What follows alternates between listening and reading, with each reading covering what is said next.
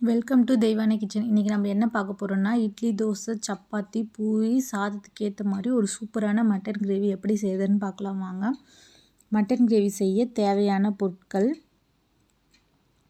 கடலை எண்ணெய், 1/2 kilo mutton, 1 table spoon இஞ்சி பூண்டு விழுது, குழம்பு மிளகாய்த்தூள், மல்லித்தூள், 1 தக்காளி, 1 பிரியாணி இலை, 1/4 ஸ்பூன் சோம்பு, 2 ஏலக்காய், 3 பட்டை, 3 கிராம்பு, 15 சின்ன வெங்காயத்தை மிக்சியில் அரைச்சி எடுத்து வச்சுருக்கேன், 1 கொத்து கருவேப்பிலை, தனி மிளகாய் தூள், 2 துண்டு தேங்காய், 5 முந்திரி எடுத்து வச்சுருக்கேன்.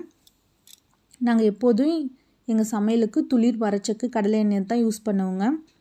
எங்கள் சமையல் சுவையாகவும் வாசனையாகவும் இருக்க காரணம் துளிர் மரச்சக்கு கடலை எண்ணெய் தான். உங்களுக்கும் கடலை எண்ணெய் வேணும்னா மேலே ஸ்க்ரீனில் தெரிகிற நம்பருக்கு கால் பண்ணி ஆர்டர் பண்ணி வாங்கிக்கோங்க. துளிர் மரச்சக்கு கடலை எண்ணெய் தமிழ்நாடு முழுக்க டெலிவரி பண்ணுறேங்க. ஒரு குக்கரில் 4 டேபிள் ஸ்பூன் எண்ணெய் சேர்த்துக்கலாம். பட்டை வகைகளை சேர்த்துக்கலாம்.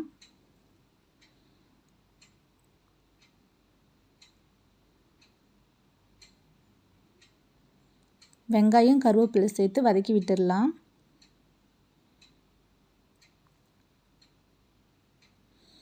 வெங்காயம் எண்ணெயில் நல்லா வதங்கி வரட்டும். 1/4 ஸ்பூன் மஞ்சள் தூள் சேர்த்துக்கலாம். வெங்காயம் நல்லா வந்த பிறகு இஞ்சி பூண்டு சேர்த்து அதையும் நல்லா வதக்கி விட்டுடலாம். நம்ம எடுத்து வச்சுருக்க தக்காளியில் ஒரு தக்காளியில் பாதி தக்காளியை இப்போ சேர்த்துக்கலாம்.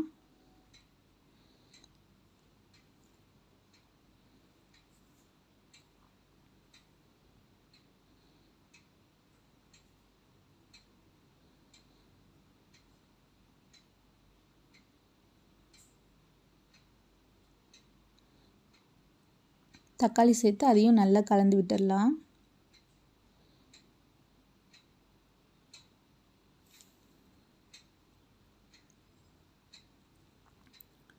தக்காளி நல்லா வதங்கி வந்த பிறகு அதில் நம்ம எடுத்து வச்சுருக்க மட்டன் சேர்த்துக்கலாம்.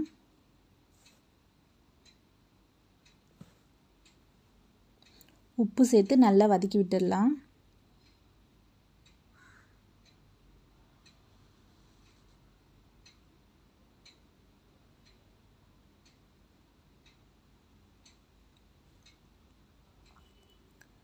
மட்டன் நல்லா வெங்காயம் இஞ்சி பூண்டில் நல்லா வதங்கி வரட்டும்.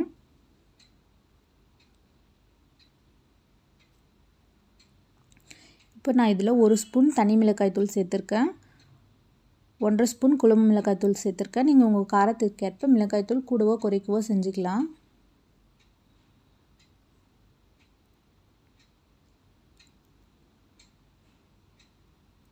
ரெண்டு ஸ்பூன் மல்லித்தூள் சேர்த்துருக்கேன்.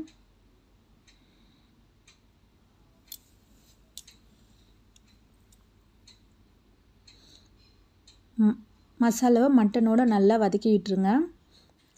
மசாலாவோட பச்சை வாசனை போகட்டும், நல்லா வதங்கட்டும்.